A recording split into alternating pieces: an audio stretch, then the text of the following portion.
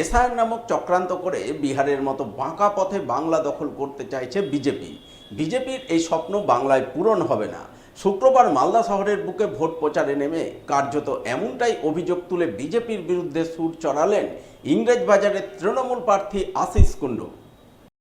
এদিন মালদা শহরের ২৬ নম্বর ওয়ার্ড এলাকায় ভোট প্রচার করেন। স্থানীয় কাউন্সিলর গৌতম দাস এবং প্রাক্তন কাউন্সিলর শুভদীপ সান্যালকে সঙ্গে নিয়ে গোটা ২৬ নম্বর ওয়ার্ড এলাকা পায়ে হেঁটেই চষে বেড়ান। তার সমর্থনে স্থানীয় তৃণমূল নেতাকর্মীরা জোর স্লোগান দেন। এর মধ্যেই তৃণমূল প্রার্থী আশিস কুন্ডু অলিগুলি ঘুরে ভোটারদের দরজায় দরজায় পৌঁছে গিয়ে ভোট প্রার্থনা করেন। কোথাও আবার তার সমর্থনে দেয়াল লিখনে হাত লাগান। আর এইভাবে তিনি গোটা ২৬ নম্বর ওয়ার্ডে ভোট প্রচারে কার্যত ঝড় তোলেন। পরে তিনি সংবাদ মাধ্যমের মুখোমুখি হয়ে বলেন, বিজেপি এসআইআর নামক চক্রান্ত করে বাংলার মানুষের ভোটাধিকার কেড়ে নিয়ে বিহারের মতো বাঁকা পথে বাংলা দখল করতে চাইছে। কিন্তু বিজেপির এই স্বপ্ন কখনোই পূরণ হবে না। বাংলার মানুষ মমতা বন্দ্যোপাধ্যায়ের কন্যাশ্রী, রূপশ্রী, যুবশ্রী, লক্ষ্মীর ভাণ্ডারের পক্ষেই ভোট দেবেন। ফলে মমতা বন্দ্যোপাধ্যায়ের চতুর্থবারের জন্য মুখ্যমন্ত্রী হওয়া এখন শুধু সময়ের অপেক্ষা। বিজেপি যে সাম্প্রদায়িক দল এসআইআর নামক চক্রান্ত করে বাংলা থেকে ভোটাধিকার বাংলার মানুষদের কেড়ে নিতে চাইছে। তারা চাইছে ভোট না করে মানুষদের ভোট আটকে দিয়ে বেকা পথে বিহারের মতো রাজ্য দখল করতে। এই স্বপ্ন এই বাংলায় পূরণ হবে না। আপনারা দেখেছেন ২১ সালে নরেন্দ্র মোদী থেকে অমিত শাহ তারা বাংলায় এসে বলেছিলেন ইসবার ২০০ পার। বাংলার মানুষ লক্ষ্মীর ভাণ্ডারের পক্ষে, কন্যাশ্রীর পক্ষে, যুবসাথীর পক্ষে, যুবশ্রীর পক্ষে রায় দিয়ে তাদেরকে বিদায় দিয়েছিল। আর এবারের নির্বাচন সারা বাংলার মানুষ ঐক্যবদ্ধ। শুধুমাত্র বিধানসভা নির্বাচন ২৬-এর মুখ্যমন্ত্রী ঘটন সঠিক সময়ের অপেক্ষা। বাংলার জননেত্রী মমতা বন্দ্যোপাধ্যায় আবার চতুর্থবারের জন্য মুখ্যমন্ত্রী চেয়ারে বসবেন। বৃহস্পতিবার প্রার্থী হিসেবে নাম ঘোষণার পর শুক্রবার সকাল থেকেই ভোট প্রচারে নেমে পড়লেন মালদার হবিবপুর বিধানসভার বামফ্রন্ট মনোনীত সিপিআইএম প্রার্থী বাসুদেব মুর্মু।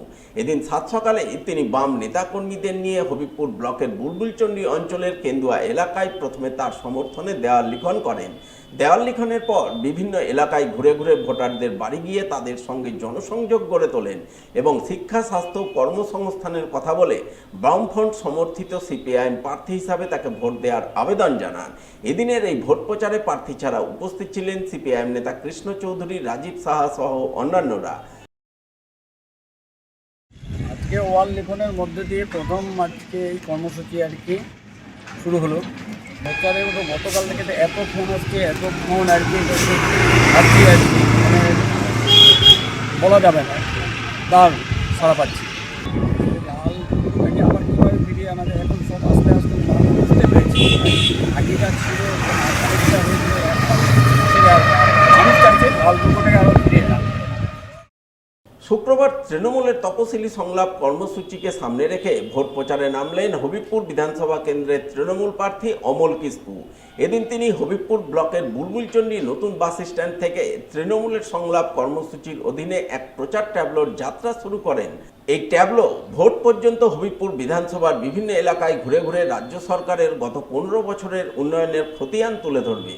এদিনের এই তপশিলি সংলাপ কর্মসূচি রূপায়ণে তৃণমূল প্রার্থী অমল কিস্কু ছাড়াও উপস্থিত ছিলেন হবিবপুর ব্লক তৃণমূল সভাপতি স্বপন সরকার, হবিবপুর ব্লক তৃণমূল SC/ST সেলের সভাপতি মিঠুন সরকার, পঞ্চায়েত সমিতির বিরোধী দলনেতা পীযূষ মণ্ডল সহ অন্যান্যরা। মমতা বন্দ্যোপাধ্যায়ের উন্নয়নের ঝুলি আর একদিকে হচ্ছে বিজেপির কুকর্ম। এখানে যতগুলো মুনিসিপালিটি তাদেরকে অত্যাচার অপমান করে, এটা করার জন্য তপশিলি সংলাপ এই গাড়িটাকে যাবে, পাড়ায় যাবে এবং মমতা বন্দ্যোপাধ্যায়ের উন্নয়নের কাজ মানুষের রেসপন্স এখন